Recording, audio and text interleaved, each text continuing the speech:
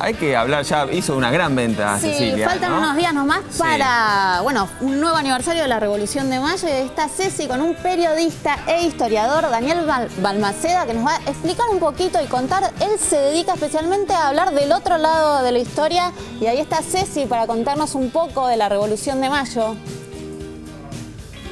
Muchas gracias, Tamara. Es así, exactamente como lo dijiste vos. El tema de estudio de Daniel Balmaceda, que se los presento en segundos nada más, es un poco ese, ¿no? La vida cotidiana de esos años. Le damos a ver la bienvenida. Muchas gracias por su tiempo. No, al contrario, muchas gracias. ¿Cómo era, por ejemplo, la ciudad de 1810? ¿Cómo estaba conformada, digo, el territorio, geográficamente hablando?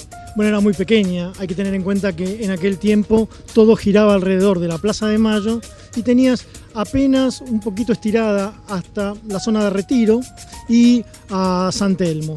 Acá donde estamos nosotros, en realidad se venía a hacer festejos los 12 de octubre. Se venía caminando por Florida y se marchaba a donde estamos ahora. A 300 metros detrás de nosotros ya estaba el río. Es decir, que también podíamos ver barcos de pescadores desde esta distancia. Yo no lo dije antes, pero estamos en Plaza Francia, ¿no? Estamos en la parte como más alta de la plaza. Muy pegados a la Recoleta y también a la Iglesia del Pilar, que ya en ese tiempo existía. ¿Quiénes habitaban? ¿Cómo estaba conformada socialmente la ciudad? Sí, perdón, Tamara, decime. No, le quería preguntar a Daniel. Hola, Daniel. Nos llegó una información sobre que olía muy mal la ciudad en ese momento. Quería preguntar si esto era cierto y por qué olía tan mal Buenos Aires de 1810. Sí, ten en cuenta que en aquel tiempo no existían los recolectores de basura, que la gente juntaba todas las porquerías y las ponía en el fondo del patio de la casa, donde en general había un limosnero, alguna planta cítrica que trataba de disimular los olores. Los hombres en aquel tiempo usaban la misma camisa durante toda una semana, es decir, vos te ponías una camisa. Yo sé que por ahí conoces a alguien que todavía sigue practicando eso desde hace 200 años, pero se ponía la misma camisa y... No, yo ya, mire, esta está recién puesta. Pero en general te duraba una semana la misma camisa. Imagínate que eran blancas, así que se ponían amarillas, ¿no? ¿Y quiénes eran esas gentes, digamos? ¿Quiénes eran esos pobladores? Bueno, en aquel tiempo teníamos unos 30.000 habitantes, de los cuales alrededor de 450, 500 pertenecían así a la clase gobernante o la clase principal, aquellos que estaban invitados justamente al cabildo abierto. Las casas eran mucho más grandes. La de Mariquita, por ejemplo, era media manzana, allá donde se cantó el himno después más adelante, y la plaza era bastante más descuidada de lo que era ahora. Una recoba la cruzaba en el medio y allí en la recoba era como un shopping, había para comprar de todo e inclusive al mediodía podías parar y comer porque las negras te preparaban unos locros ahí nomás junto a los arcos de la recoba. Daniel.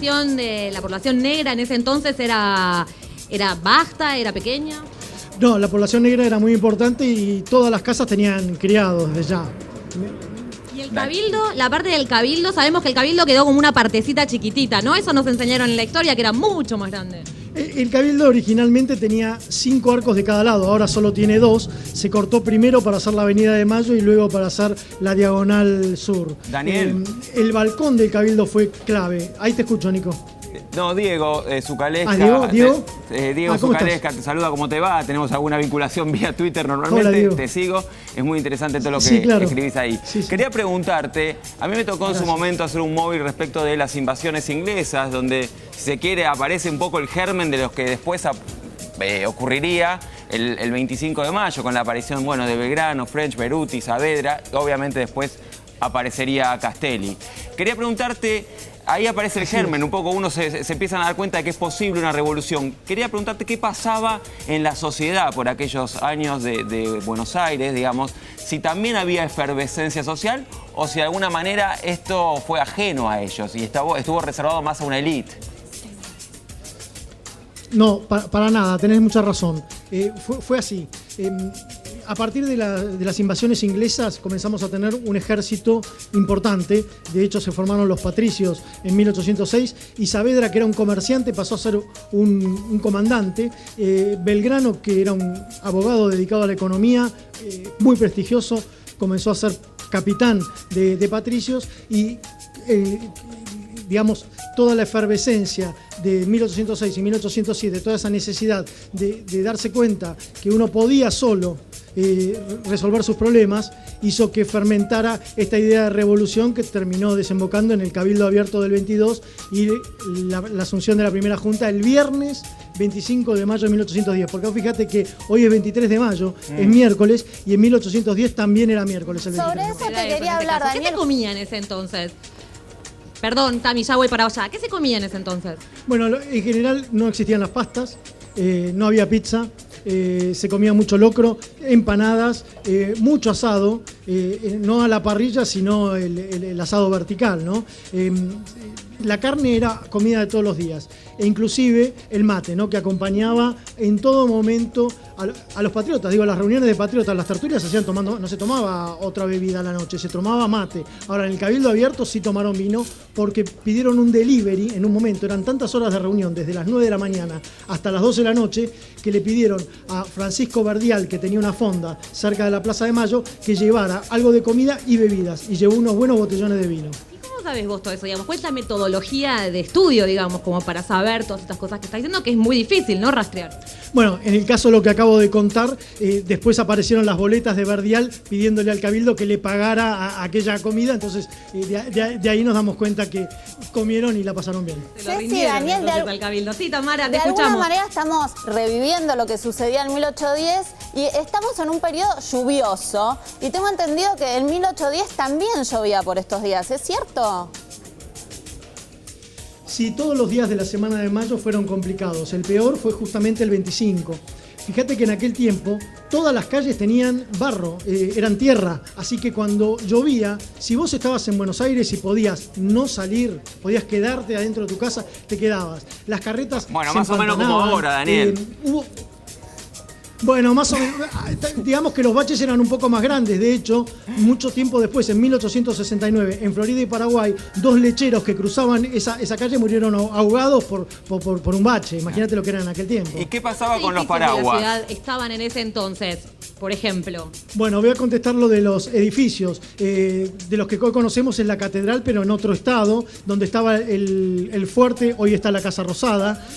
Por supuesto, el Cabildo y las iglesias. Las iglesias de Nuestra Señora de la Merced, de San Francisco, todas las que están cerca de la Plaza de Mayo, la de San Ignacio, todas esas iglesias estaban. Ahora, ¿teníamos paraguas? No, en realidad lo que había eran unos paraguas muy chicos, casi sombrillas. En general usaban nada más que las mujeres, los hombres en algunos casos, y eran poco impermeables comparados a los de ahora y de un radio mucho menor.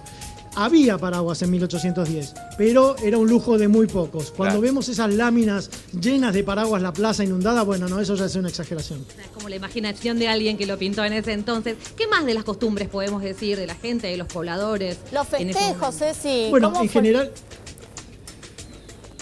¿Los qué, Tami? Los festejos, ¿cómo fue el festejo de esa época? ¿Cómo se festejaba en ese momento? bueno, justamente, el festejo típico era... en realidad primero hubo una casa de bailes que se llamaba Teatro de la Ranchería, a donde se juntaban a bailar, pero varios sacerdotes les pareció que era muy pecaminoso la forma en que bailaban, porque en algún momento se alcanzaban a tomar la mano el hombre y la mujer, por lo tanto lo prohibieron. Increíble que ese Teatro de la Ranchería terminara sus días por una bengala que lo incendió.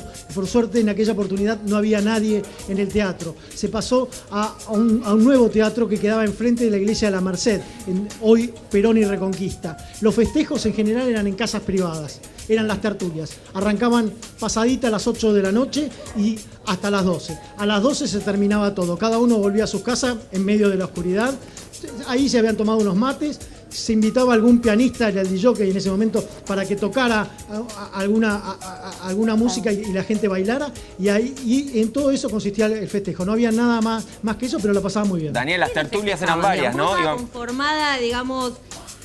perdón, Dieguito, No. ¿quiénes eran los que festejaban, digamos? Porque sabíamos que había esclavos, digamos, y gente que, por ejemplo, podía salir a festejar.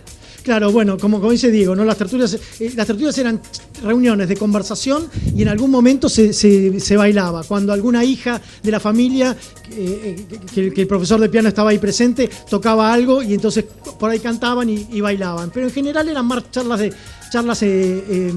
tranquilas.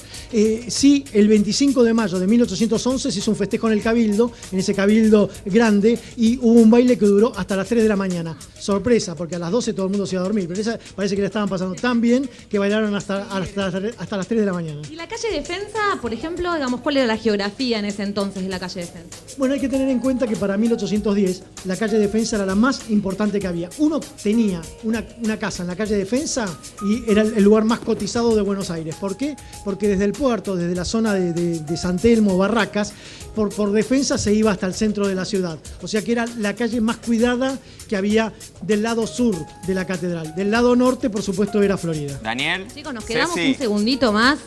Sí, Eso sí, les te vamos a escucho, pedir, Diego. que no se vayan, que nos esperen, que se aguarden ahí. No llueve, ¿no? Por ahí.